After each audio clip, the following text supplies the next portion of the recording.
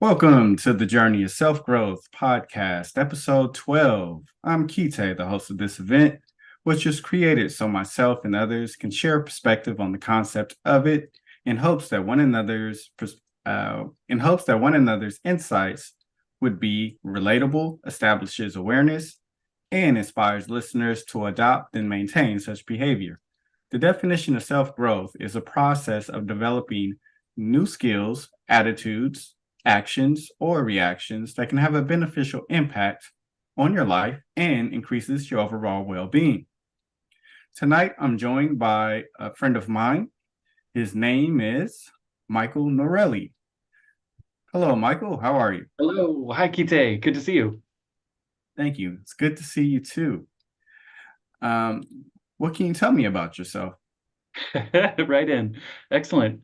Well, it was fun to kind of think about this question, and it's so funny that somehow that the answer to that depends on the context that you're in. So I had been looking for a lot of work for a while, and so we worked on the 15-second elevator pitch, and so there's a context for that and like what you say to that thing. But I guess I could say, thinking about this in as broad a perspective as I can. I was conceived in the spring of the summer of love in 1967. So that makes me 56 years old. I'm like I love to talk about with my brother. I'm the grandchild of a warrior and a priest. And I can talk more about that. I'm a child and the brother of people who help others. So that's definitely in my DNA. My people, in terms of my heritage, are Scandinavian and Celtic, but I have this beautiful Italian last name because my mother remarried and Mr. Norelli adopted me and also gave me a pair of twin sisters. So increased the family too. So I'm one of four kids. And I'm a San Francisco native. I was born at UC Med Center in San Francisco, but I spent all of my growing up years and childhood, age 5 to 15, in a suburb of Washington, D.C., in Alexandria, Virginia. And I put a lot of emphasis on place because I'm fascinated by those differences and inspired by a man named Richard Buckminster Fuller, who goes by the name Bucky Fuller, inspired me to become a geographer and study places in terms of university. And I've had a long experience in creating maps, usually for government and nonprofit agencies, and I'm inspired in helping others too. Just like that background. The study of an ancient Japanese text on strategy led to my practice of martial arts and into meditation. And I could say some difficult experiences also led to my working a program of addiction recovery. And I'm still connected with 12-step groups today.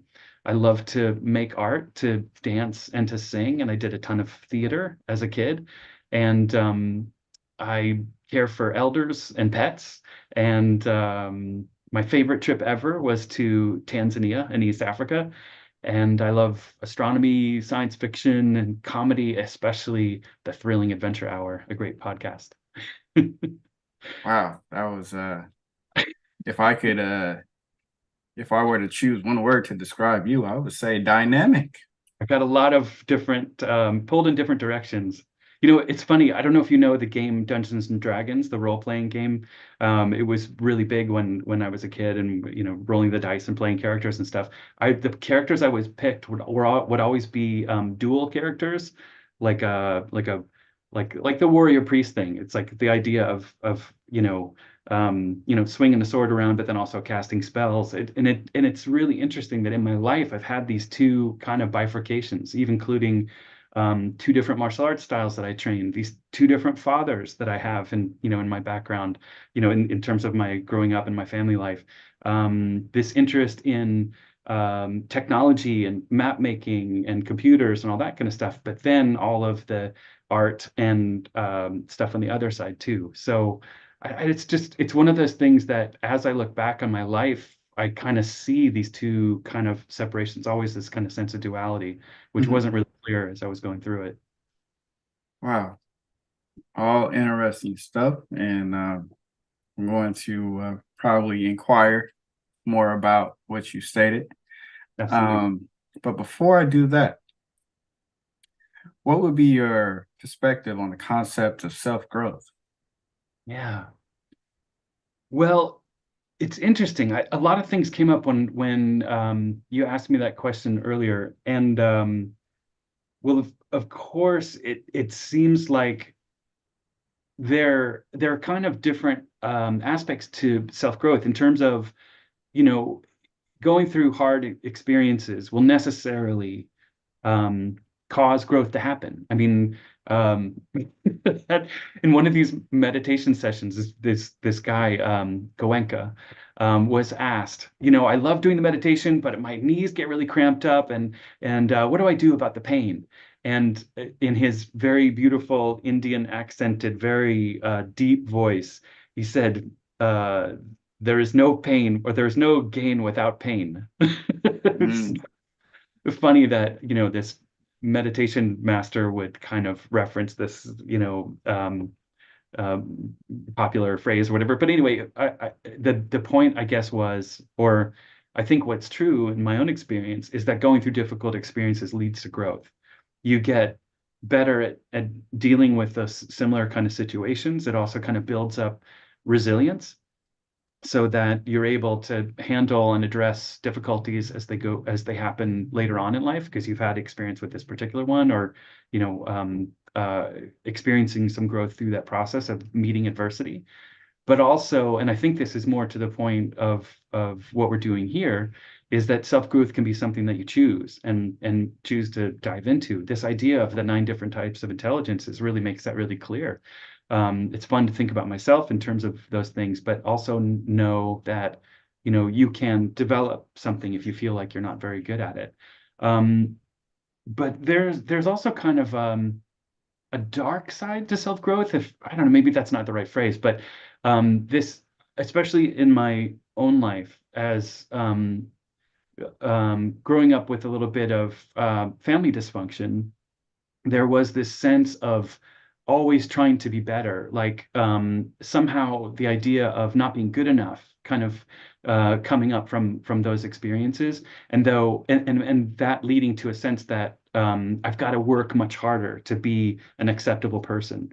And so self-growth driven by like fear or shame or a sense that you have to be better than you are.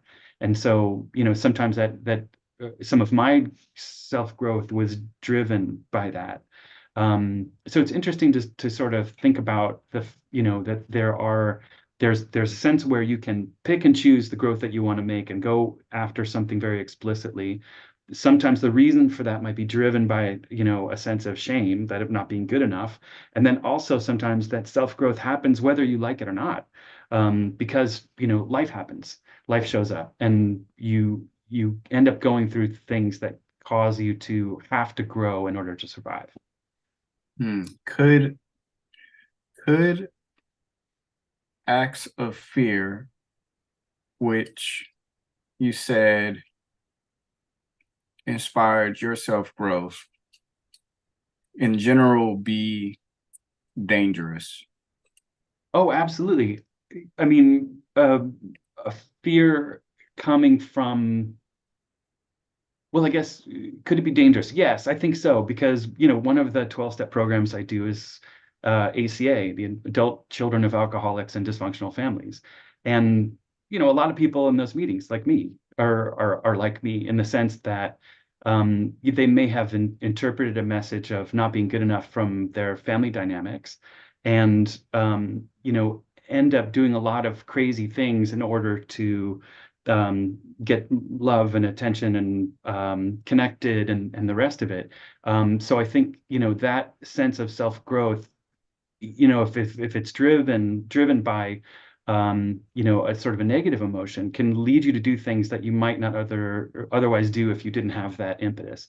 I'm trying to think in more concrete terms about what that might be, but I know for sure, like some things that people describe as OCD, kind of running around and being obsessive compulsive about things, not necessarily linked, directly to self-growth, but this idea of doing, having some emotion that you can't quite deal with and choosing to deal with it by running around and fixing things and taking care of things. And, there's this idea, I mentioned a lot about helping people and, sort of describing who I am. And sometimes that helping can take a lot of forms that are dangerous or destructive, like Mhm. rushing in and helping somebody who maybe doesn't necessarily agree to having that kind of interaction with you. Maybe isn't agree that they even need help. I'm taking care of my aged father right now, and it would be great if we were able to move him to a place where he would be safe and comfortable and well looked after. But he's not quite making that decision yet.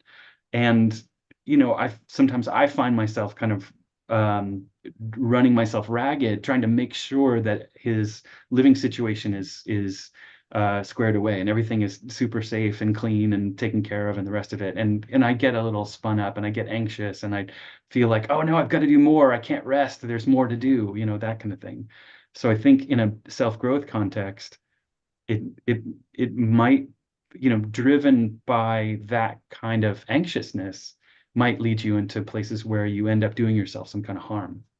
Yeah, I agree with you. And the reason why I pose that question is because, from my perspective, in my phase of growth, I had to decide to not act out of fear in order for me to have an intuitive sense of my growth. Because I think when there were times when I did act out of fear, or there have been times where I've panicked, and that ultimately led to regret or self-doubt. Like, why did I do that? Or I could Hmm. have went the other way. Hmm. So, um, but this is my perspective, and it is possible that fear is could ultimately could have led to where you are today.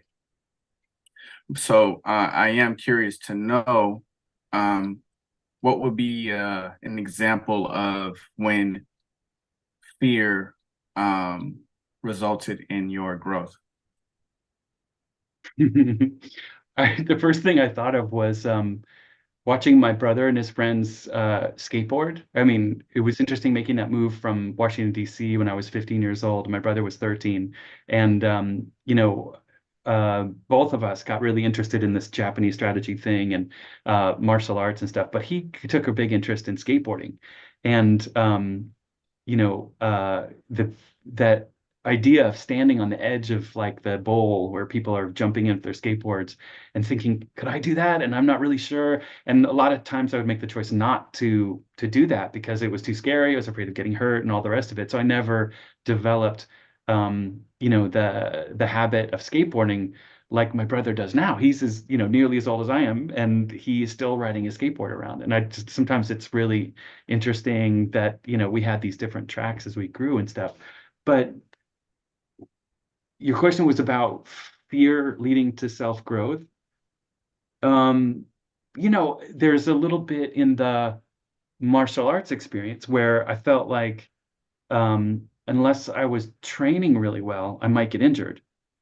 And there's definitely, that's a very practical fear driving self-growth. I'm going to learn better how to fall. So if I get thrown, I'll know how to fall the right way and won't get injured and can continue to train.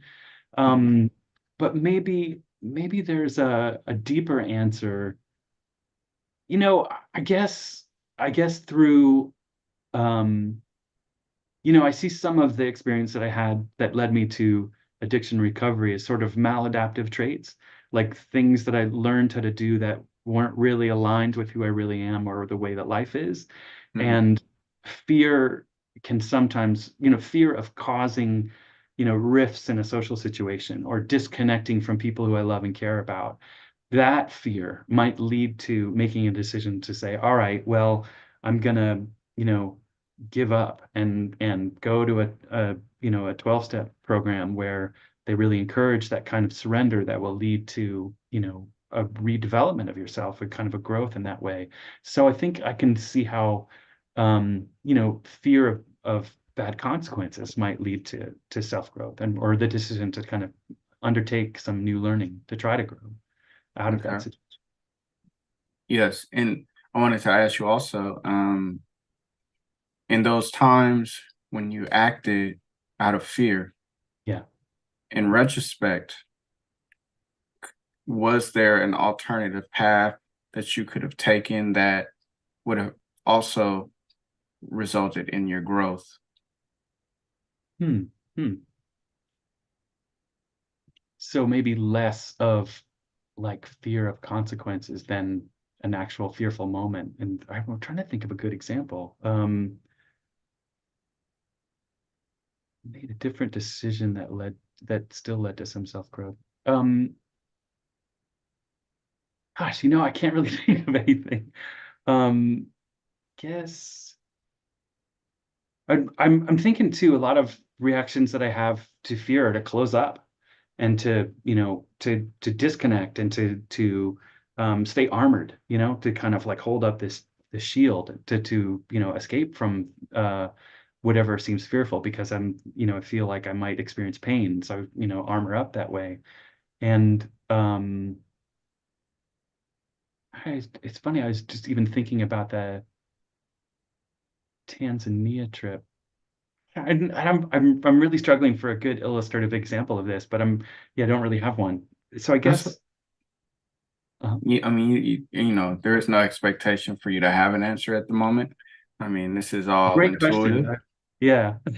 And the reason why I pose that question is so that hopefully, if you're unaware of that possibility and in terms of maybe conducting yourself a different way in terms of like acting out of fear, Yeah. um, I'm just, you know, giving like hopefully providing inspiration um, to yourself by posing that question to you. It doesn't have to be answered now. Yes, indeed. And just I think that fits in really well with too, that the the experience of fear, or the understanding a little bit of fear and some of these other strong emotions too, and even your question reminds me that there's a difference between this separate independent entity we call self, Mhm. um, to quote my friend Paul Hederman from zenbitchslap.com. Separate, independent, and Oh, and there this when you're fearful, or when you're anxious, or disdainful of something, you're trying to get away from something, or greedily hungering after something. These are all experiences of the small self. Kind of like there's this differentiation between the small self, this individual, this personality, that intro that I gave, you and I as separate individuals, but then there's a larger context. There's a grander self, maybe capital S self.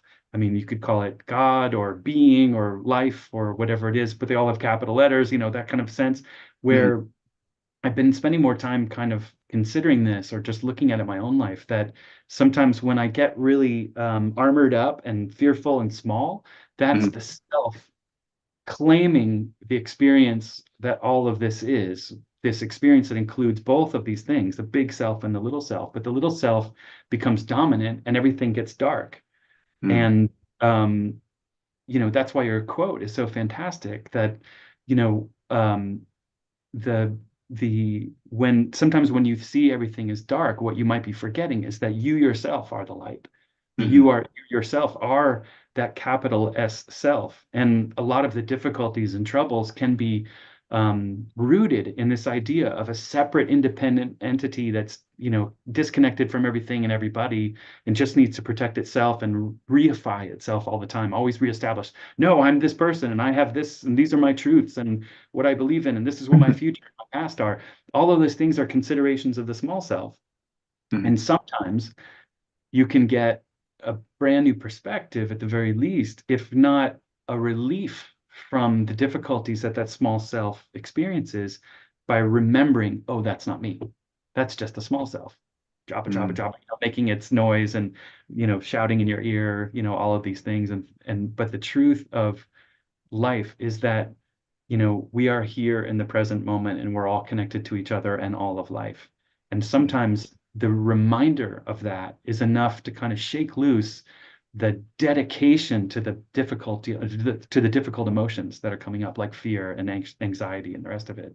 So I've been spending time kind of thinking about that and having experiences that are sort of encouraging that. And it's great that this guy, Paul Hederman, that I've been paying attention to is really on that track and talking about those things too in a way that's really helpful. And he has a whole community of people who are kind of sharing that kind of thing too. So it's neat to be shaken out of your dedication to a bad outlook, which is just a function of the small self.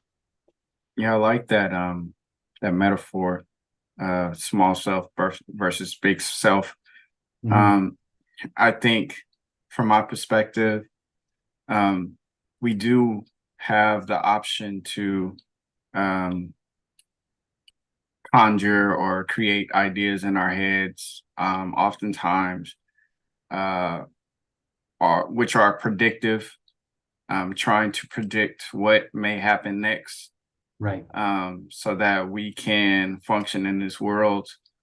But it's to me, it seems like it's temptation, because in the present moment, how can we ever predict uh, an experience that's ever changing? But I think what's beautiful about the world outside of myself and the idea of uh hope, I think it's called the idea of the concept of the holistic, which Mhm. is suggests that all things are connected, is Yeah. that I as an individual have the choice to adopt and align myself with the world outside of myself. I could be in my head for as long as I want, which could distract me from what is going on outside of myself. Yeah. But should I choose to surrender these thoughts, um, and be more of a witness and enhance my awareness of what is outside of me, then I could uh, become one with the universe because I am uh, going with the flow of life, it would Yeah. seem. Yeah. And I would even say that, you know, trying to be a part of life is not even worth really looking for, because you already are, you're already connected to life. And I think it's one of the functions of the small self. I mean, the small self, that kind of part of mind has its useful qualities. I heard once on a brain research podcast that, that voice that is kind of telling you things in your ear all the time, the thing that kind of you wish would go away, and because it's distracting and makes you anxious if you listen to it too much, is also the part of your brain which helps you remember your shopping list when you're at the grocery store. So you can't get rid of it. It can't be um, eradicated because it has a function in your life, but we tend to give it too much importance. And I think the, you know, the sometimes the search for perfection is just an operation of the small self, when, or unification of into everything and all the rest of it. Some of the search for some of these things is is kind of reinstituting the small self again, when maybe what's required is just to remember, is to have kind of prompts that remind us that the small self is operating, and that what really is true is that we're all part of big self all the time. We still need to go and shop. We still need to kind of pay our rent and do all these functional things, and that's really what small self is for. But putting it in its proper place and giving it the proper weight of not being knocked over by every desire or fear or disgust that it has. And these concepts comes out of Buddhism, and there's some stuff in recovery and stuff like that too. The more that we can remind ourselves that there is this other option, that we don't necessarily have to be entranced by, you know, the movements of this little wave, and to remember that we're the ocean all the time. And so sometimes the it's like the Zen idea of Satori, this kind of waking up to enlightenment. That waking up is suddenly seeing the truth of the smallness of the small self, and letting go of that concept, not having to grow into it, but just letting go of that concept, then puts you into a place, or reminds you that you're already in this place of connectedness. I don't know. Regarding the voice, which to me, when I think of the voice, I think of the voice in my head. From your perspective, is this voice a function that is manually initiated by the individual, or do you think it is automatically done? Ah, that's a great question. I think it's something that we're born with, but it can, you know, grow larger than is useful because we operate in the society that we're operating in. I've just been researching a little bit of like these simple like cell phones, which only operate as a phone, or that don't have a lot of you know, all of the apps and things like that, because people get really wrapped up in the apps and spend their life just dealing with their devices and things. Um, just as a way to maybe have less fuel for the voice. If you're constantly, you know, doom scrolling on the news, or, you know, looking at endless Instagram rolls and things like that, that I think is an activity which will strengthen that worrisome voice. And, you know, avoiding that or choosing to go a different direction is a way to kind of stay connected to the big self and not get so entranced by all the needs and desires of the little self.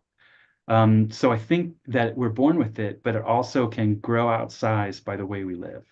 And the nice you know, part of that idea then is that, oh, well, maybe it's possible to take different actions that will decrease the importance of that voice, and maybe keep it in, you know, doing its useful things, like reminding you of what time you need to get up in the morning, but also not letting it entrance you with all of its like, oh, if you could just, you know, do this thing, then you could have all of this benefit or whatever, when the truth of it is that we already live in the state of um, you know, um, you know, benevolence and um, not exuberance, but I guess like we already live in that state. It's just we're convincing ourselves that we're not there because of the operation of the voice. And it's interesting, you know, I do these meetings in ACA, Adult Children of Alcoholics, and one of the things that they do is talk about the all the constituent voices that are inside of us, this idea of the inner child. The first time I heard of this idea of the inner teenager, which is really interesting. But then there's also a loving parent, and they always capitalize it, capital L, capital P, you know, kind of cluing into that might be part of the big self. And then there's also the critical parent that lives inside of us that says, oh no, you've got to do better. You're not good enough. And look at what you've done. It's so dumb. You know, why do you even bother? You know, it's like all of those terrible manifestations of that inner voice. Um, so I think it is something that we're born with, and maybe the way we live can make it grow or shrink. Hmm. I think I differ with you Mhm. when it comes to the voice, and this is just due to personal experience. Yeah. And I'll reference two experiences. The first experience will be the transition from being awake, physically awake, to being asleep, Yeah. like lying in my bed. And I know from my experience, I initiate these voices in the voice in my head, and I did it because I'm trying to either focus on the future or think about the future or the past. Mhm. I wish I should have said something to that girl. She may have given me her number, or it could be like, I'm going to the next girl I see, I'm going to ask for her number, future tense. And so I initiate that, and Yeah. it's due to my experience in the present, such as the woman. But I find if I go home or if I'm at home and I'm thinking these thoughts, and it's around the time for me to go to bed, um, if I continue to maintain that pattern of having the voice in my head, I can't sleep. Right. Of course. And I know I notice like when I'm asleep, the voice isn't there. Hmm. Um, there's been times when I stressed about a job, um, not getting the job for a long period of time, and I'm in my head at night to a point where I can't sleep. And so, from my experience, I think I initiated, but then I've read books about the voice too, and it basically how to describe what the book was saying is um, we create the voice in our head because maybe stemming from childhood, we weren't um, provided the proper nurturing from our parent that would allow us to be more present. Um, so by not having that nurturing, and the times when we're by ourselves, we are trying to um, discover ourselves or trying to identify with ourselves by having this voice in our head. Yeah. And I think if with the proper nurturing, we will be more present and not try to be in our head thinking about the future or the past, like, oh, if I do such and such, X, Y, and Z might happen. Where if our parents would just like, prepared us to be more autonomous and not dependent uh, on them, maybe we wouldn't do that. That's a Yeah. vague, I mean, that's a pretty broad statement that I made because I can't really Oh, remember word for word. yeah. But yeah, it was basically alluding to childhood and how we try to fill in a blank. But it Yeah. is possible to enhance our self-awareness, which is one of the nine multiple intelligences we have. It's just a matter of discovering how do we um, enhance that particular awareness and Yeah. degree. And I think if we're able to do that, then the voice would go away. Mm. Um, and in terms of the voice, another theory of that that the voice is something that is self-imposed.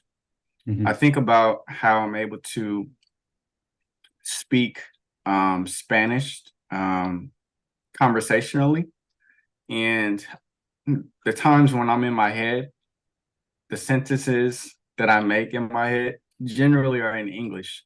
Though I could, if I wanted to, um, create sentences in Spanish. Hmm. But since I don't know Spanish comprehensively, I probably wouldn't go that route, Hmm. which is kind of funny. Thinking about the girls, like, oh, thinking about the girl again, like, oh, I should have asked for her number. Like Yeah. that voice in my head is going to be English nine times out of 10 because I Right. don't know how to create that statement in Spanish in my head due to my lack of knowledge of the Spanish words for Yeah. that sentence.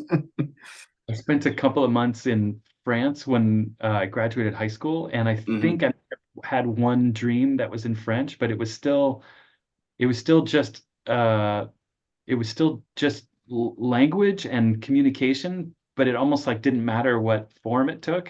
Hmm. It's somehow the sense of the essence of the communication was still there, even though it had expression in sort of French. It was still just yeah, I don't know. It was interesting. I think I had one dream in French. Never Hmm. since. But it's interesting what you said about um, if we had gotten that kind of nurturing when we were kids, maybe this voice would have been a different size, or we'd have a different relationship to it. And, it's really, I think, very hopeful. And this is something that comes out of that ACA program, is that, we don't have to spin the earth backwards and go back in time and, have our parents do something differently to have a different experience in life today. You actually can have a relationship with the parent that lives inside of you, or you can actually, um, you know, uh, it takes a long time and a lot of effort. And what's great in these 12-step meetings is you have the support of other people, but you can develop a better relationship with those internal parts, and especially the parts that, might represent your upbringing or your Hmm. parent, that kind of thing. You can get into conversation with those things and Hmm. even inquire them, say, hey, what is it you're trying to tell me here? And have a different relationship with those. And that whole program is all about that. So I take that as good news, that even though we may not have had an ideal upbringing, or we're left with different abilities, different competencies, maybe different things on the types of intelligence, we can address those. We can take a look inside and come to some different relationship with our internal family members. Yeah, because when I think about the times when I've created voices in my head, the statements generally are, "You shouldn't have did that," Right. or "Why did you do that?" Right. Um, that was dumb," or We'll get uh, them. statements. If I think about it, statements that I could expect my parent to tell me as a result of actions that I've done, and now Right. I am in my head thinking about it. Right. Like, I can imagine my dad asking me, "Why would you do that?" Yeah. But it's That's a like, cool question, actually. Like, are you trying to say I probably shouldn't do that in the future? Okay, but why did I do that? That's like maybe away from the point. hmm. And so, like, I don't, and so reflecting on my questioning myself, asking myself, why would I do that? It's like, in the present moment, it wasn't necessary. It's already done. That's right. But um, maybe I'm doing that because I've conditioned myself to think that someone else should hold me accountable for the Mm. decision that I made. And Hmm. therefore, I am now imposing this voice on myself because I'm thinking maybe it should have been my dad, or maybe it should have been my mother who asked me this question. Mm. But and from a present tense, what's done is done, and I have to learn from that. Yeah. And it's not necessary for me to think about it, because I'm aware of what the outcome was, based on how I feel emotionally. So it's not necessary for me to think about it again. I just, continue being present, and focus on growth, in the now, and all is well, right? Yeah. I think that's really the key point, is the sense of being in the present, being in the now. I mean, this connection to I mean, in my own efforts to kind of like find little crowbars to kind of pry off this small self kind of thinking when it's gotten really bad and stuff like that. I think this idea of presence, of being in the now, is incredibly important to that. I mean, I've read Eckhart Tolle's book, The Power of Now, and it's really interesting and dramatic, especially on this sense of big self and small self. But, I know from the 12-step programs, we would say to each other, higher power is, kind of the word that we have for this connectedness to everything that is, or the big self, doesn't live in the future. It doesn't live in the past. It only lives in the present. And so I've taken that to understand that if I'm if I want to wrestle with this idea of small self, I kind of like interrogate it a little bit, like, where are you? Are you thinking about the future? If only I had done this in the past, I would have something better now. Or if, I got to make sure that in the future I do this so that I'll have this other beneficial outcome. Well, in this idea of trying to look for handholds or crowbars to kind of loosen this thinking, if I can sense that it's in the past or the future, I know, okay, that's it. It's not big self because it is not in the present. And then the absolutely um, absolute requirement for getting connected to big self is to be in the present moment because it doesn't exist anywhere else. It doesn't Mhm. exist in the future or in the past. The present may get to the future, and in that moment, we'll have all of these assets and this ability to connect to that.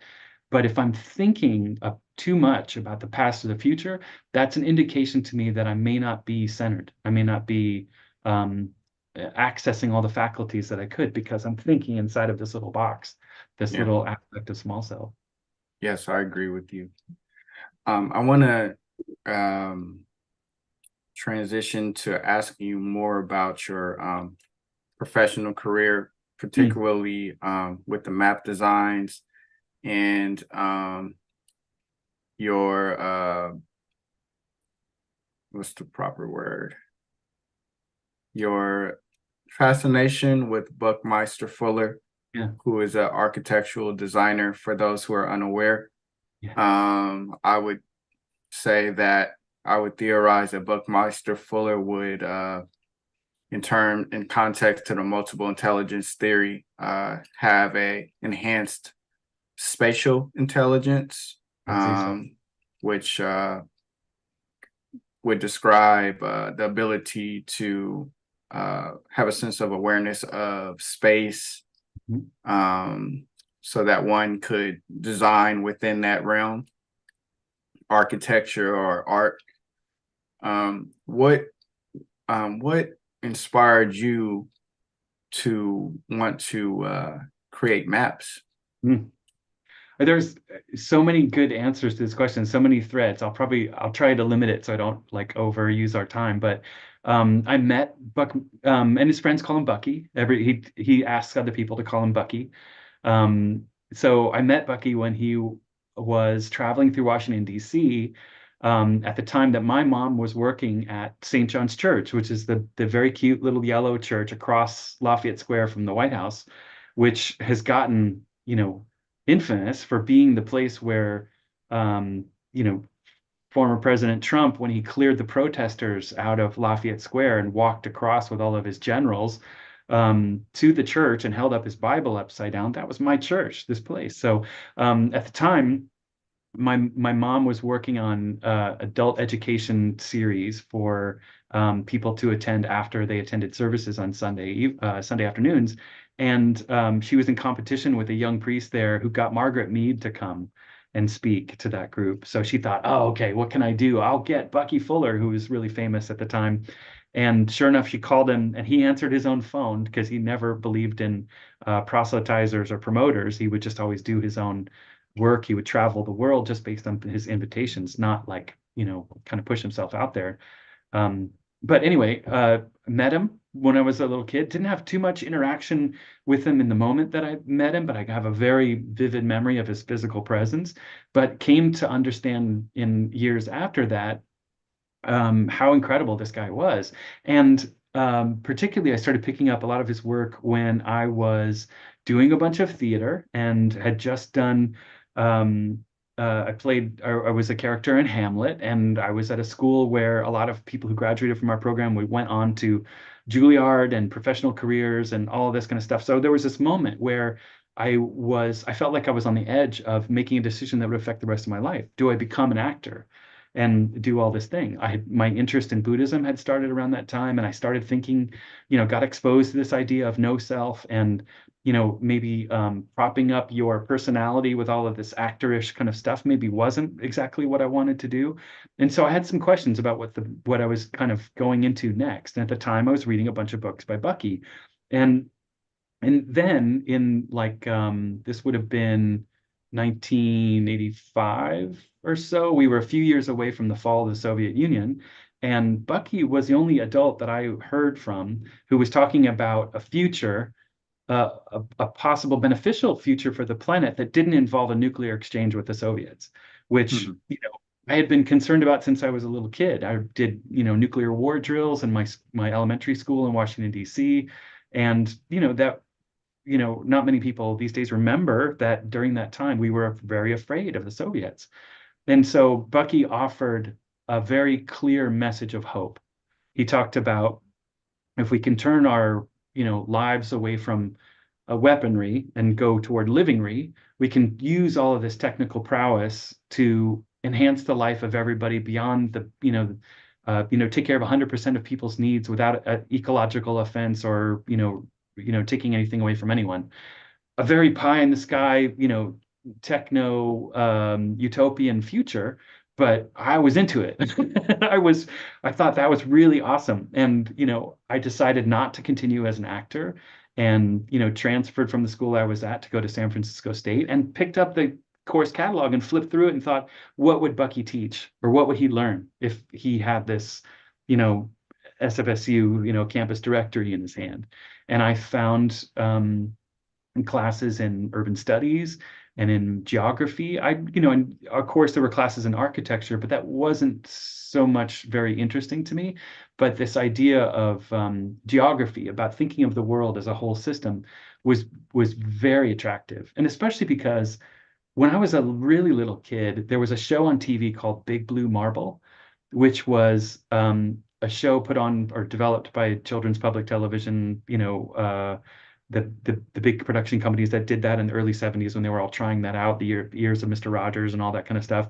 And it was a show run by kids, or the kids were the hosts, and it would be kids from around the world who would go, "Hi, my name is, this is my mother, this is my father, this is our cook stove, this is our cattle pen." And they were, little kid in Nigeria would be describing how his life was, or a kid in South Korea would, talk about, his life and how I could see how different it was from mine. And that was fascinating to me. And I think that really did have a part to play in why I got into geography. But I took this class in world regions. I learned about the connection between history and geography, how you can understand one by understanding the other. And then, of course, they had this incredible computer application. And since I was a little kid, I was using, computers. Well, I probably was like maybe 12 when I had my first one. And there was this computer application called GIS, Geographic Information Systems, connected with the geography education. And I was into that completely. I just thought that was the coolest thing, where you could look at satellite imagery, you could mix satellite imagery with, representations of 3D hill, topography and things like that. And you could see how all this kind of stuff goes together. And it definitely helped that in the early 1990s, in the University Computer Lab, where the GIS was, they had this thing called the internet. And that was definitely attractive too. So I kind of didn't look back. I just went full bore into learning geography, and then happened to catch a rising up curve of the industry as people were converting all the paper maps to digital. I got a ton of that work, and my first jobs were working at a consulting company that supported the parks or supported the Forest Service, and that was amazing too, to help take care of these natural landscapes that are protected under the federal system using this technology and all this stuff. And I had a 20-year or 18-year career in doing that, working for all kinds of federal agencies, and really scratching that itch of wanting to help people using this technical geekery, this interesting kind of cool prowess. And it just gets more and more interesting, especially as more and more satellites go up. And we're getting really close to the place now where we can, like Star Trek, just wave a little tricorder over the planet and go, "Oh, here where the problems are. This is where the process is that we need to change, and how we might model those changes. We can use the technology to do that." So place has always been an important thing for me. Traveling, doing the traveling that I've done, not a ton, but some really interesting places. And then kind of starting with that television show when I was a kid, just being really interested in the difference between other people and other places. That's interesting. I'm not familiar with the Big Blue Marble, but It's on YouTube. thank God for YouTube. But I mean, based on how you described it and the result of you being exposed to such a production, seemed to be of benefit. And I think those type of experiences, I hope for more of for children, because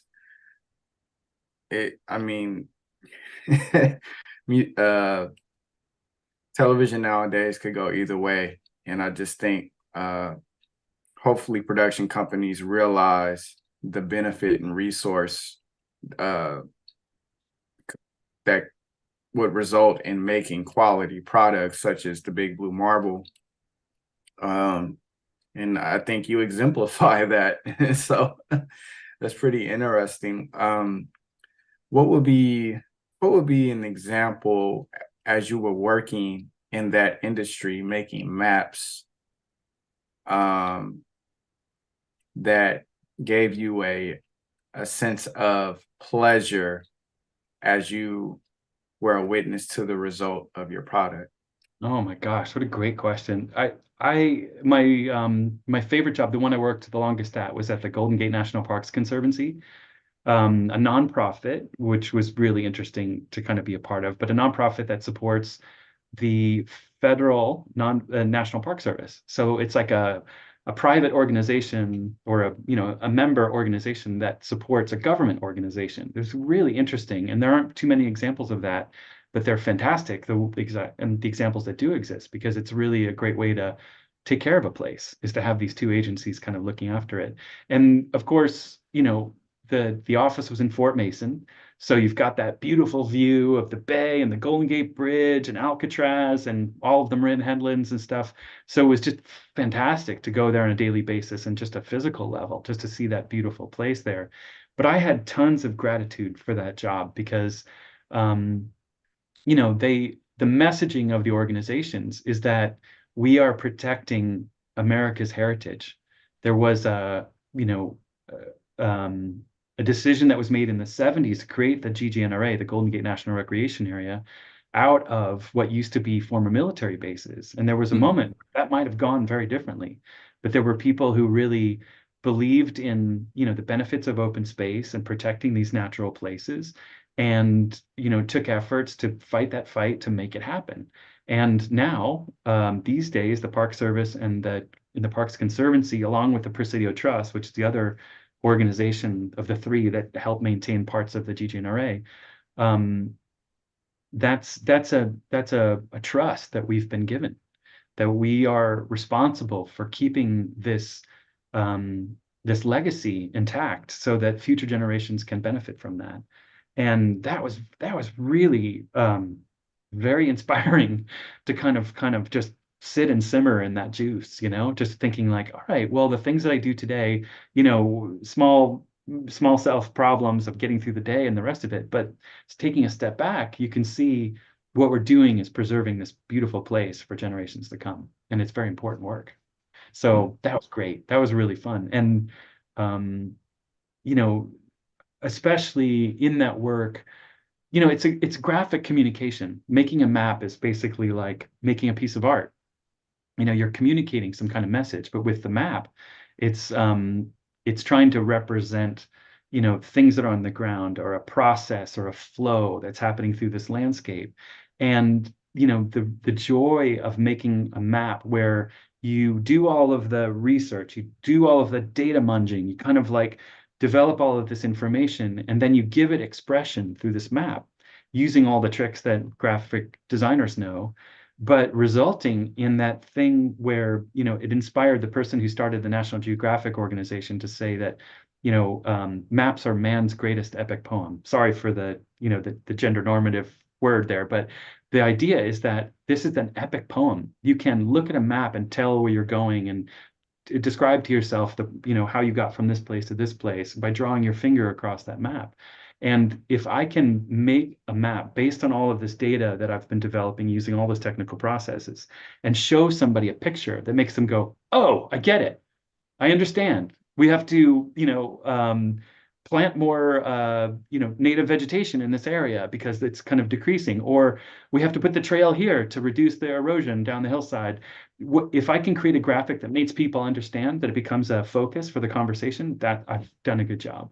And that is a very inspiring thing to do. It's just Yes, really. I agree with you. As I'm hearing you elaborate on map making and how resourceful it is to individuals, they are seemingly essential, depending on the context. I Yeah. know that I like to hike on trails, Mhm. and there's certain points, if I've never been to a particular park, I could stop and look at a map so that I can navigate to where I need to go to. Mhm. So when I think of a map, I think of a guide. Yeah. And without someone expressing themselves artistically by creating this map, maybe I wouldn't enjoy the experience uh, as I could have had I not looked at that map while I'm in the park. Right.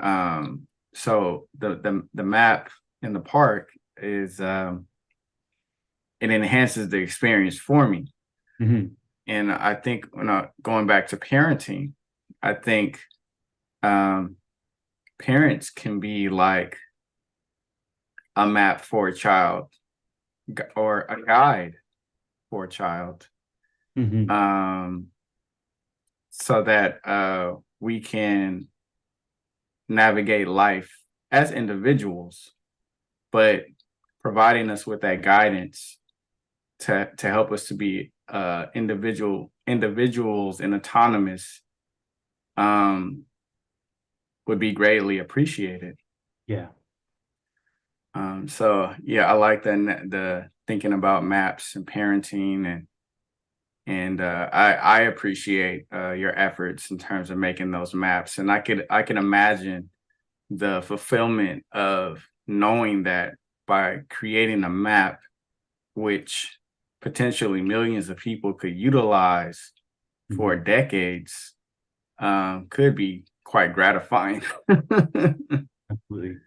And it's of course that's a really kind of well-known understood example of using a map for navigational assistance and stuff too. But there are lots of ways and that maps can, tell a story that creates change or celebrate some kind of accomplishment or something. I mean, I think about if you make a map of the United States and you color each of the counties of the US with their rates of cancer, you can see a really definite concentration of cancer in the Southeast. Um, Mm, and it's something where by, you can take a spreadsheet of information. I've got fluff on me. A spreadsheet of information like cancer rates, and you can list it all in a big list. And you can look at that and go, okay, I can understand this, and this place has a different cancer rate than this place.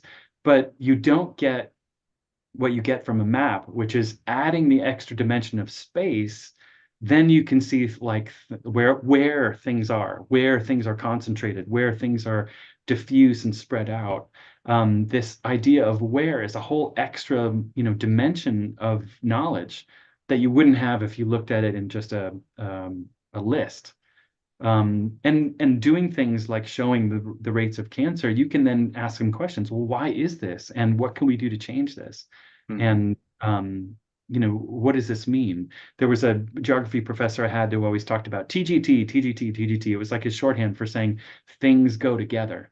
If you see something in a landscape, it's related to something else that you maybe can or can't see. And developing those skills, I mean, on a self-growth kind of path for sure, developing those skills for interpreting the landscape, very much like the naturalist type of intelligence, you can get a broader perspective and get a different sense of understanding because you know that there's a relationship between things in space. And even in martial arts, so I've had a little practice with that. I trained on and off for 25 years or so. And it's really interesting on a very personal level. The practice of martial arts is also about space. It's about space between two people or, between a number of people on the practice mat. So it's interesting to have seen that this idea of space and connectedness to location has, it can be kind of drawn out to a landscape scale. It can also be very personal too. mm, That's been really interesting to discover. Yeah. So wow. maps definitely can be used in all kinds of different things. I've been looking a lot at the satellite imagery of the atmospheric river these days because of the storms, and that's amazing and can tell you a lot of things about the planet. Looking at it.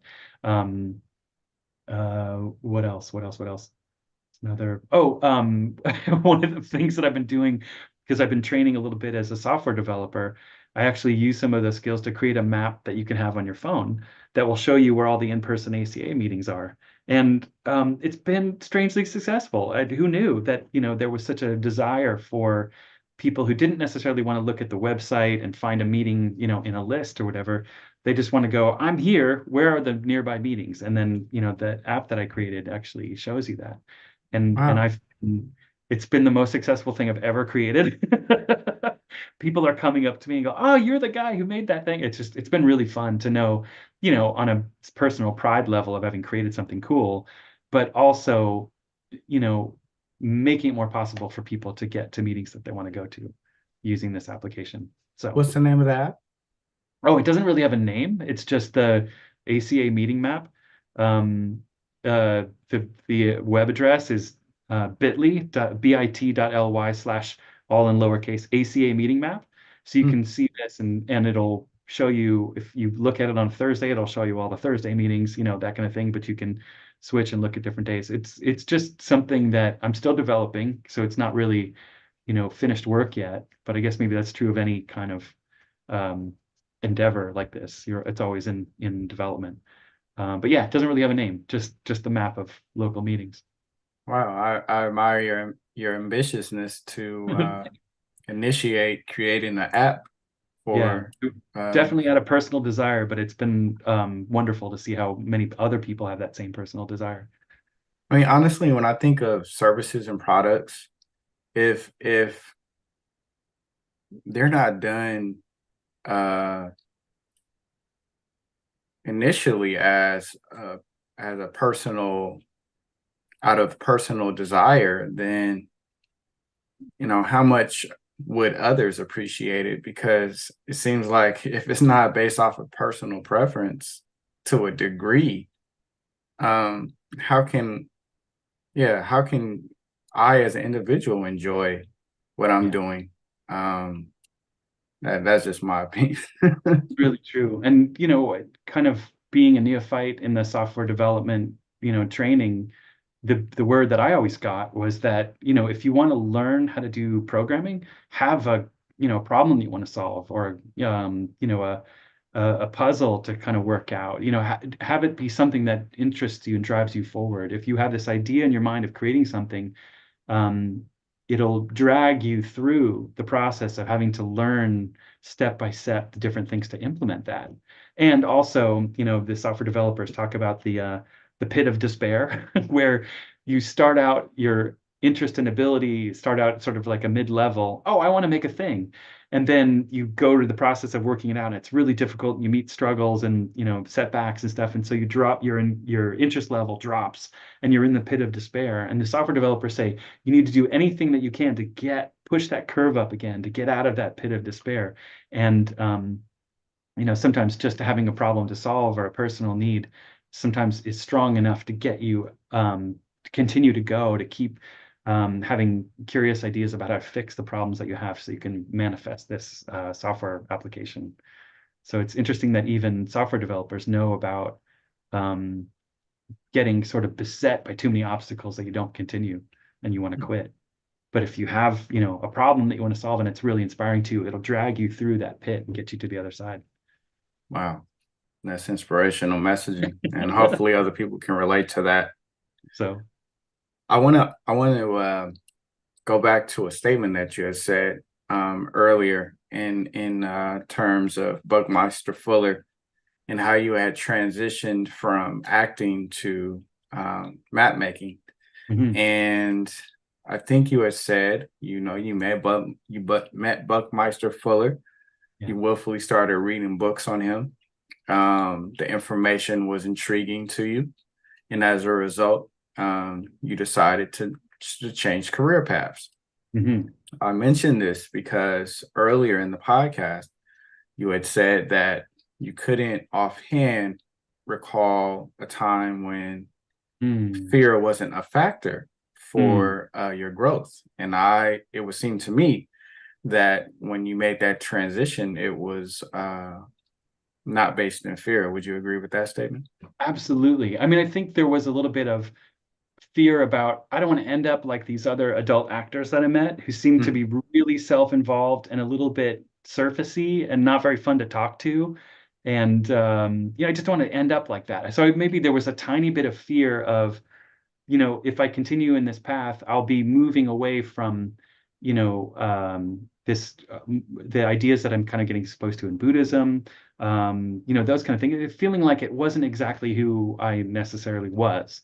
I would Mm, follow something because it was attractive and it was something that I used to do as a kid, and it filled a need of the moment, especially to get a lot of attention and to get praise and all that kind of stuff. There were those kind of reasons for why I got into theater in the first place.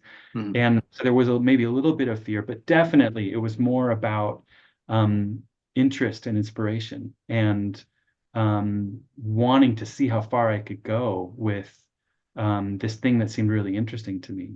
And then, mm, as I mentioned, all of this wonderful enticements along the way, the sense of the internet, using the computers, and even at one point in my first geography class, looking around and realizing, feeling like maybe a little out of place because I'm a theater guy, but I'm in this geography department. But looking around the room, there were people from all kinds of different sciences, from hard sciences and soft sciences, sociology and, physics and all this other kind of stuff. But then there were also people who were more arts oriented like me too. So it was cool to kind of discover that this thing that I was interested in was even in the selection of people who were in my class was living up to this idea of one big unified world, as evidenced by the fact that all these people were from different places. So that mm. seemed like, oh, maybe I belong here too. Maybe this is something good.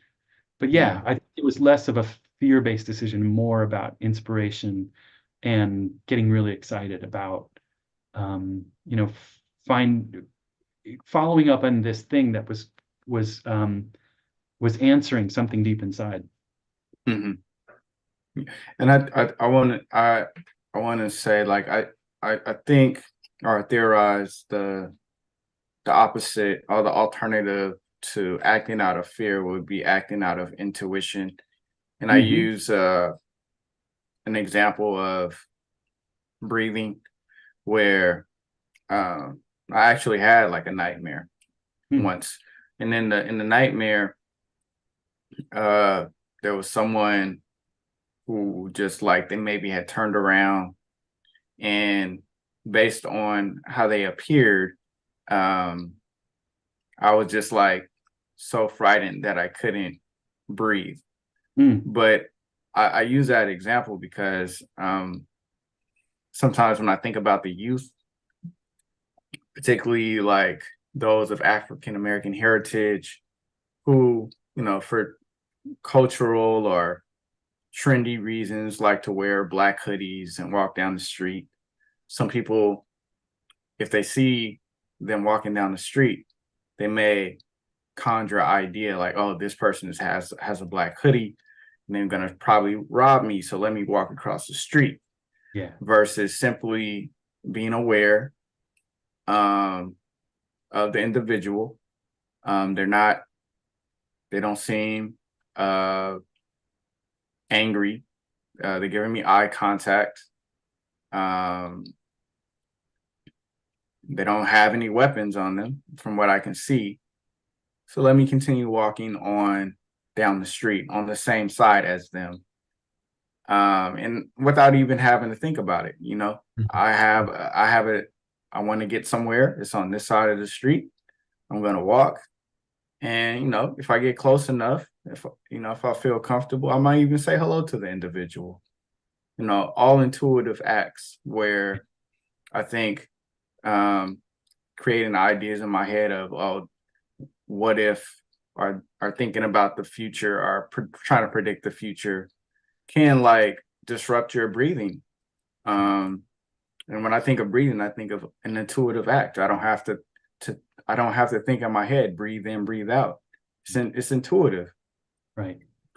So yeah, I think the alternative to acts of fear are acts of intuition. Yeah.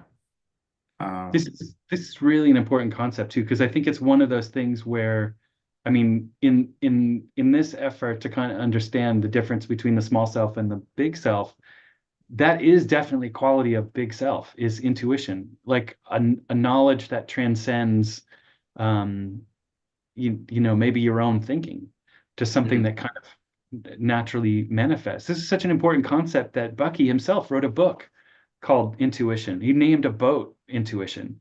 I mean, this was something that he really believed in and thought was very important enough to kind of like surface in these ways. So yeah, I'm right there with you. That's and if you, and even like in martial arts training, you practice the same move over and over again. You get this sort of impetus from your partner and you go a certain way so that when you're in the moment of conflict, you will act instinctively and act out of intuition rather than thinking, which might take too long in a conflict situation.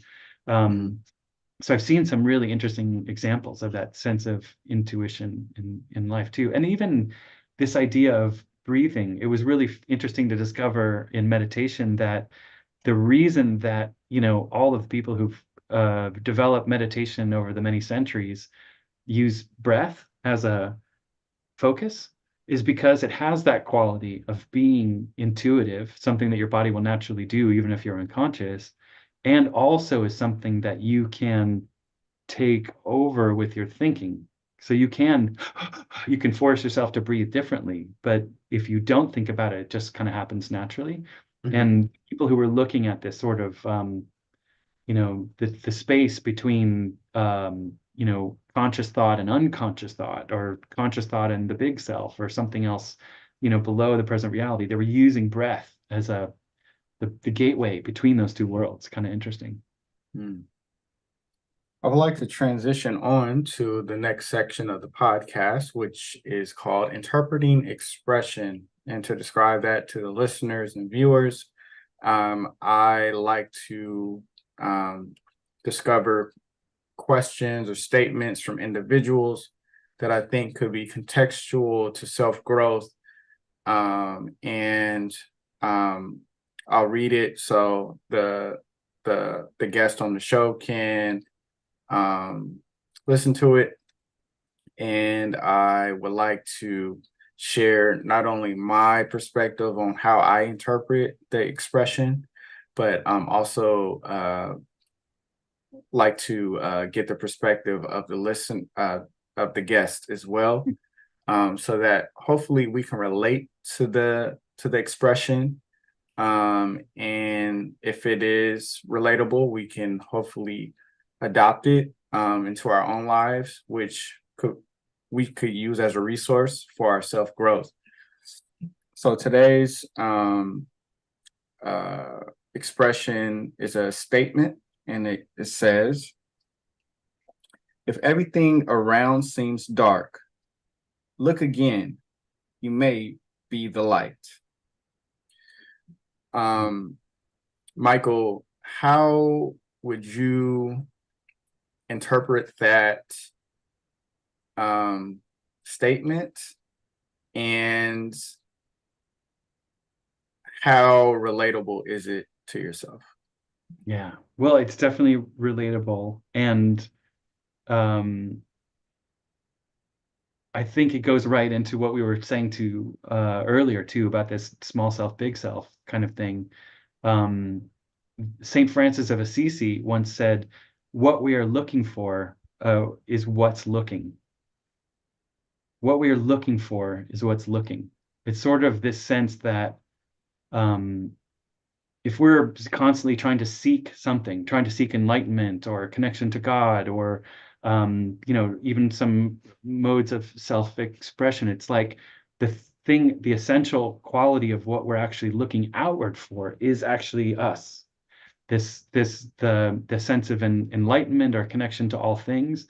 That question should bring us right back to our own selves. So in the context of the statement that when everything is around is dark, that you actually might be the light, is goes right to that. I think about, okay, well, what does it mean to look around and only find darkness? It's like either hunting for some answer that isn't coming, but then also the darkness could refer to like a mood or a sense of some negative emotion.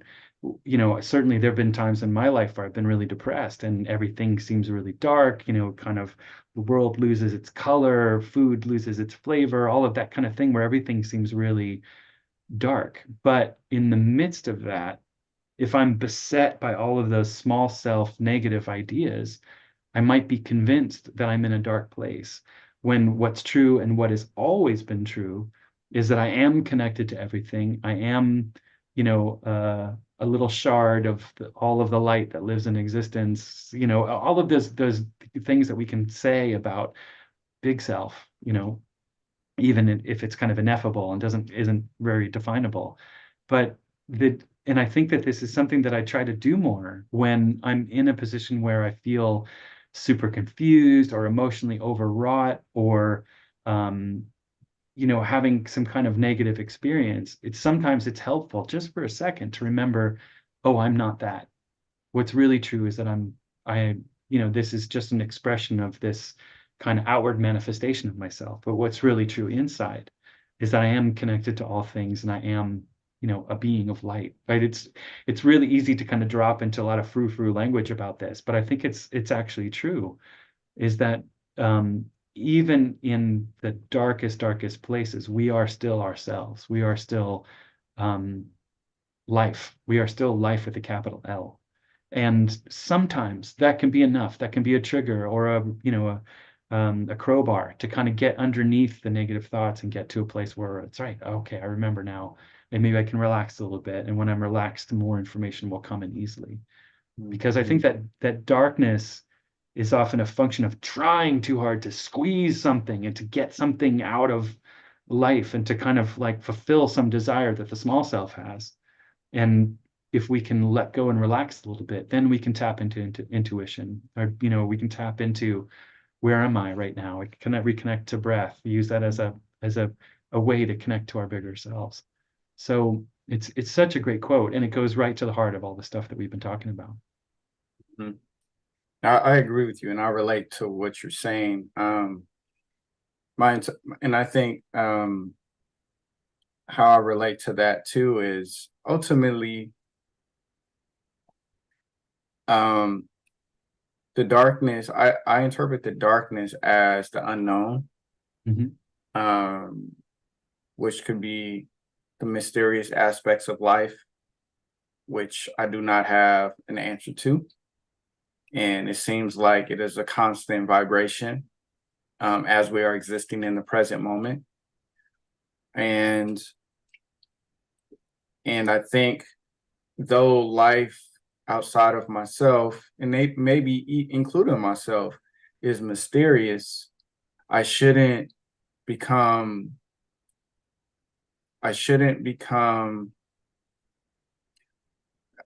was thinking about this word. I couldn't think of it, but I'll try to use an alternative word. I shouldn't fetish fetish fetishize Fetishize, yeah.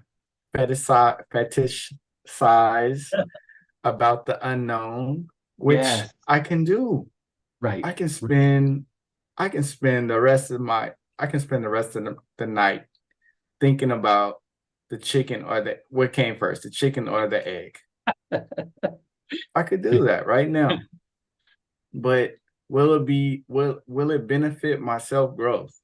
Will it help me to maintain being present in the moment?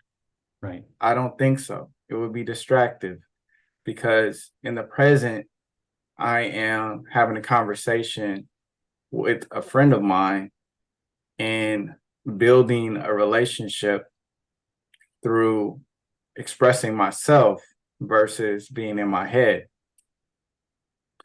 And I can reference an example of um, times when there is darkness around. Mm. Uncertainty is another word that I would use to describe. Hello. I see someone in the chat say hello. Thank you for joining this. I think this is my cousin. But anyway, yeah, I can reference a time of uncertainty, and it's been recent. What you and I have in common is that we're stagehands. Oh yeah, that's my cousin Charlotte. We were both stagehands, or you're still a stagehand, and I worked as a stagehand last year. And what comes with being a stagehand is that towards the end of each year, between mid-December to maybe late February. There's no jobs. Right. So unless you save your money from March to the beginning of December, you're going to not have any income coming in for 2.5 months. Right. You could go file for unemployment, but unemployment could possibly not be sustainable for the individual depending on their financial obligations, which would include myself. Mm-hmm. Me too. So, so I would say from mid-December till late January, I was applying for jobs. But I would say maybe the first month of January, I had a dream. And in the dream, I was in a Trader Joe's. And Really? and there was a woman who worked at Trader Joe's, and she was telling me about a discount that I would get as a new employee of Trader Joe's. So, I woke up, and at this time I've applied for several jobs. I didn't hear back. And I had to consider, like, was this the universe trying to give me a sign to guide me, sort of like a map, to start applying for Trader Joe's jobs versus other jobs, because this is what the universe was going to provide me, a job at Trader Joe's. So I decided that it was the universe trying to send a message to me. So I applied for Trader Joe's. But I will say that I kind of deviated from the dream a little bit, because I started applying for other jobs too, in addition to not focusing solely on Trader Joe's. And that was because I was tempted to be fearful, because at the time I hadn't received a paycheck in like 2 or 3 weeks, and I had rent to pay. So I was like, I'm going to apply for anything and everything, because I need to pay my rent. Otherwise, I'm going to get evicted. Mm-hmm. And so that was fear talking, though. And so the result of that was I got a call back from 2 Trader Joe's. And when they called me back, they said, we saw your application, but we decided not to hire you. So at that point, I was like, do I continue to try to like apply for other jobs outside of focusing on Trader Joe's like I have been doing? Or was this a sign from the universe telling me, like, just trust and don't try to chase out of fear? And so I was like, all right, I'm going to refine myself. I'm not going to apply for any other jobs other than Trader Joe's. So I applied for 2 more jobs, 2 more Trader Joe's jobs.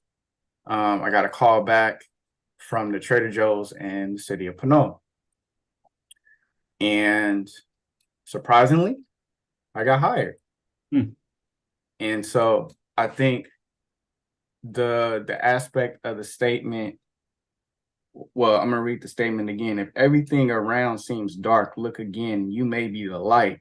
I think what the universe has helped me to realize is during the times of uncertainty, it doesn't benefit me to panic, because I am the light, and I need to focus on bettering myself or growing myself. And panicking or being fearful is counterintuitive or counterproductive to my growth, because it's distracting me from being present. So I'm thankful for my decision to no longer be afraid, and also realizing and wanting to share with other people, to say that we can attract experiences based on how we initiate ourselves. And so if we initiate out of fear, we may attract experiences that are fearful. But if we initiate things out of hope and bettering ourselves, it's possible. I'm not guaranteeing it, but it's possible that the universe will reflect and provide us with experiences that will help us to continue to elevate ourselves, sort of like stepping stones. And Right. I can say that that's my own personal testimony. Yeah. Yeah, she said trust the process. I agree with you. What was the statement? Trust the process? She said trust the process. Yeah, that's a Yeah. well-known phrase from recovery for sure. But yeah, absolutely. And maybe that's all the stuff that we're talking about is all of these reminders that are essentially about trusting the process, reminders to let us know that we are bigger than we think, that sometimes our thinking is really small. And if we can trust, relax, kind of falling backwards into life, letting go of some things that we're trying to, hold on and wrench and, do that, that we'll be more open to the good messages that are coming or the helpful circumstance that are carrying us forward. Absolutely. There's a quote from this guy about faith. But faith is about jumping off the cliff and growing wings on the way down. It's like standing at the top of the cliff. It's an expression of faith that just leap out into the unknown, just to leap out there and let gravity take you. And then what an amazing discovery that if you can throw yourself into the circumstance, you'll discover that you never needed to worry because you've already got wings. You're able to fly. And some people have said, well, maybe the real case is that you had wings before you jumped. You just didn't know until you actually had to try them out by falling off of a cliff. Wow. And I love that kind of stuff. I love that this acknowledgement of the wisdom of life, of maybe, and to say it a different way, of God's grace, that there's a way that we can remind ourselves not to be too, small, not to be too constricted and tiny in our movements, that if we just let go of the handlebars, that will be taken care of. There's a story about Chuck Yeager that when he was a test pilot, and lots of different test pilots had tried this one particular plane and crashed because they were trying really hard to kind of fix the avionics of the plane as it was doing something weird. But Chuck Yeager either consciously let go of the wheel or got knocked out and then wasn't doing anything to the plane at all. He was just kind of going with the forces that were operating, and he survived. But there's this idea that, if you take your hands off the steering wheel, it isn't necessarily going to lead to bad outcomes. Maybe that's exactly what needs to happen. Yeah, I can relate to that. Cool. Well, I enjoyed that section with you. I know we're getting close to the end of the podcast, but I do want to get to our last section, which is the multiple intelligence theory. I'm going to share my screen really quickly, so give me 1 second.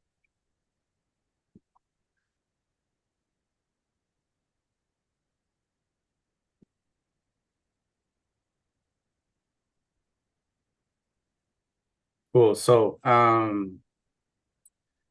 this section is called the multiple intelligence theory section. And for those who are unfamiliar with it, I'll give a brief description. In terms of intelligence, there are two mainstream theories that are presented and adopted by people.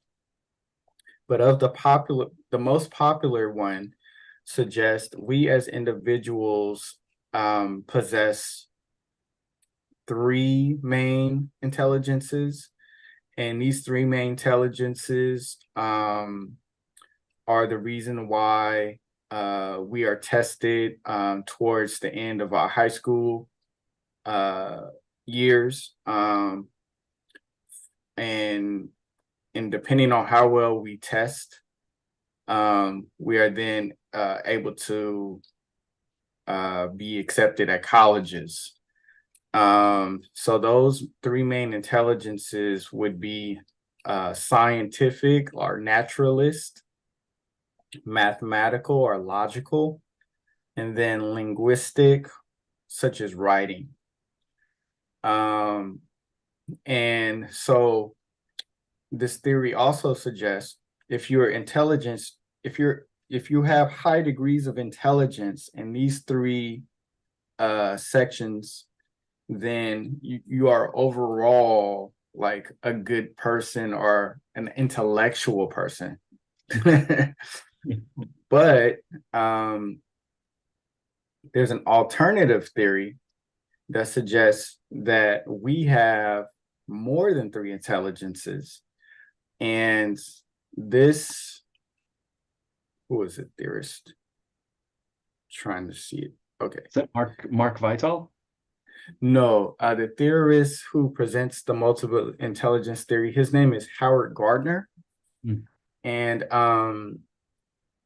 in addition to naturalist, mathematical, and linguistic, he also theorizes that we as individuals have six more intelligences, which would be considered musical, as existential, like those who are spiritually aware of occurrences in life, ask questions about like, why do we live? Why do we die? Questions about God, why am I here? Another intelligence will be interpersonal intelligence, which also would be paraphrased as people smart. I would use an example of popular kids in high school. Some people thought like, oh, these people are just naturally popular, but it's possible that people outside of these popular kids are attracted to them because they have a heightened intelligence, and as a result, people are open to having communications with them because they have a sense of interpersonal intelligence. There's also bodily and kinesthetic intelligence, and I would reference Kobe Bryant or Stephen Curry, who performs well when it comes to playing basketball. Intrapersonal intelligence, that's self-smart. I would say someone who has a heightened sense of self-discipline. I would say someone who's a nonconformist, who doesn't do things just because everyone else is doing it, and the stuff that everyone else is doing, they can sense that it doesn't benefit themselves, therefore they do not act or go, follow the crowd. And then the other intelligence is spatial intelligence. And it says the ability to visualize the world in three dimensions. And I like to reference interior designers who know how to arrange and place things in a room that looks pleasing to the eye, not only to themselves, but to other people. And the reason why I'm presenting the multiple intelligence theory overall is because I think some people who may not have heightened degrees of math or writing or science could have low self-esteem because they just don't have those heightened degrees. But but what if you have heightened degrees in the other sections of the multiple intelligence theories? I forgot to mention musical. That's also in a part of the multiple intelligence theory, like a Kanye West or a Sting or a Mick Jagger, those individuals too. But what if you don't have the three mainstream popularized intelligences in terms of heightened degrees? It's possible that you may have others heightened intelligences. And so don't be down on yourself. You could, you're still intelligent. And also when it comes to intelligences overall, The theory is even if you have a low degree of an intelligence, it's possible to enhance it through practice and repetition. Um, Similar to a football player going to practice. The more he practices, the more he gets better at his position. And so that's why some people excel and are drafted to the NFL professional leagues, and some people aren't. It seems like it's a matter of choice. Um, so with that being said, Michael, I want to ask you, of the nine multiple intelligences, what one or more would you have enhanced degrees of intelligence? And then the other part is, how would you suggest for others to enhance their intellects in those particular fields where you have heightened intelligence? Hmm. Well, it was fun to look at this graphic and go, oh, I'm great at all this. But spending a little time with it, so yeah, they're definitely kind of there's some things that I'm better at than others. And I like that too. I have been in my work as a technology person, I have advertised myself as like a techie with heart, kind of referencing the geekery, kind of knowing how to do things in a logical way with the tools, but then also having an intelligence about people. And I really like kind of talking about myself that way because I feel like it fills in a niche, because maybe the general understanding of people who do technology is that they're cold and distant and not very friendly and bossy or whatever. I don't know, whatever the sense is around that. But that the particular secret sauce that I have is that I can also include my ability to really empathize with somebody and their technical problem, so that I can suggest, a technological solution that will address that pain point. And that's always been kind of my selling point in doing that kind of work. So I think the logical and mathematical, and also the interpersonal, not to mix it up with the intrapersonal, which is something I feel like I want to develop more. But the interpersonal and the logical mathematical seem to be my main intelligences, as well as the spatial, because it has applications to both the martial arts and the map making, the small 3D space and the big 3D space. So it was interesting to see that on the list of types of intelligence. And how would one be able, from your perspective, how would one be able to enhance their intellects of interpersonal, spatial, and mathematical? Well, of course, I think since the world values so much the logical mathematical intelligence, there are a ton of opportunities to develop that. I mean, it was really fun to discover as I started getting curious about software development that I could do a ton of it on my own. Um, what is it? MIT has their CS50 class online. So you can take the same course that students at MIT take in order to develop those skills. And even the idea of developing as a software developer is a skill that you repeat over and over again, about taking big problems, breaking up into smaller problems, and then solving each of the smaller problems one at a time. A very logical, mathematical way to make progress in the world by breaking things into small, bite-sized chunks to go through them. The interpersonal skill development is something I never really thought could be developed. I thought it was just something that you were born with, and that you kind of just had to deal with what you had. But um, I forget what actually kind of spurred this. Oh, I had some difficulties at work where I just had some interpersonal difficulties. And I had a very generous employer who was willing to not fire me and to actually work with me to help develop those skills, and offered, you can take classes as a way of kind of addressing this problem that we've identified. And I ended up taking some classes in nonviolent communication. There's this incredible book that was written in the 70s by this guy who was influenced by Gandhi and his nonviolent movement, but started to look at the inherent sort of mini violences in language, and trying to change those and develop this thing called nonviolent communication. There's a great book out that he wrote, and also in the Bay Area, in the San Francisco Bay Area, they have something called Bay NVC that teaches classes in, how to talk to each other, how to, inquire about people's feelings and needs without being confrontational. And I was amazed to see how that started to develop. I was able to kind of get a better sense of interpersonal dynamics from looking at this thing that had been a problem for me in the past. So I was delighted to find that you could make progress with this. And even the process of being in 12-step meetings, you learn a lot about interpersonal relationships. A lot of the traditions of the 12-step program are based in the relationships between other groups in the organization,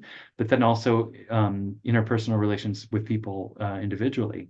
So that's something that can be worked on and developed to a degree that will give you more joy and connectedness in your life. Um, I don't know about how you develop spatial consciousness. That's another one that seems like it's sort of innate, inherent. But to the point of why you bring this up, it's definitely something that can be developed. I think that's really true for all of these. So maybe it's just spending time in nature and kind of developing maybe your, what is it, the naturalist understanding. You get a chance to kind of see how things are arranged in 3D space and get experience with that. I think also the bodily kinesthetic intelligence, anything that you would do to develop that bodily kinesthetic awareness, like martial arts classes or dancing or Tai Chi or something like that, it is something also that references the spatial world because you are a body moving in space. You are a body dealing with gravity and all of that kind of stuff. So even developing that intelligence will also benefit the other intelligence. So Thank you. far, yes. No, that was resourceful. I appreciate that. And then my last question in this section would be, of the intelligences that you would have low degrees in, which would you prefer? Which would you like to enhance, and why? Yeah.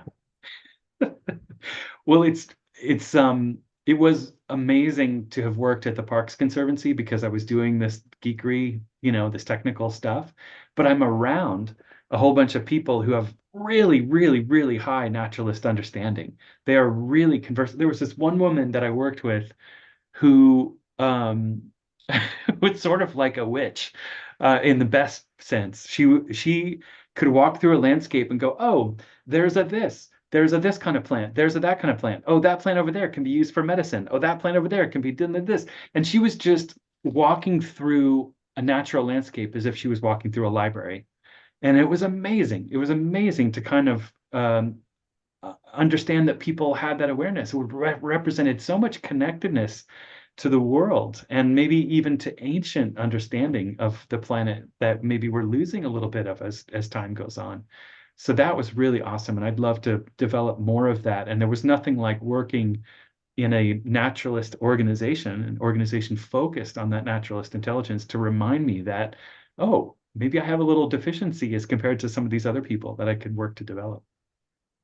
Thank you for that. That was interesting, and so it would seem that you would like to enhance your naturalist intellect because you would want to have a better relation with plant life or the natural the planet. Yeah, Is that a fair absolutely. statement? Absolutely. Yeah. It's just another aspect of being human in this particular place. It's really important that, in the search for logical mathematical intelligence, that we don't lose connectedness to the natural world. I mean, our planet today is a consequence of the way that that's been going. And I really would like to be part of that movement toward more respect for the planet, which comes from a naturalist intelligence. I can relate to that. Thank you. I'm going to stop sharing. And we have reached the end of our podcast. And I thank everyone who tuned in to the show. This is a spiritual journey that was inspired by a dream that I had. And I find it a resource for myself when I have conversations with guests. I've learned a lot today, and I appreciate everyone who tuned in. I appreciate Micheal for participating in this experience. I hope this has also helped to enhance your self growth. Absolutely. What would your parting words be?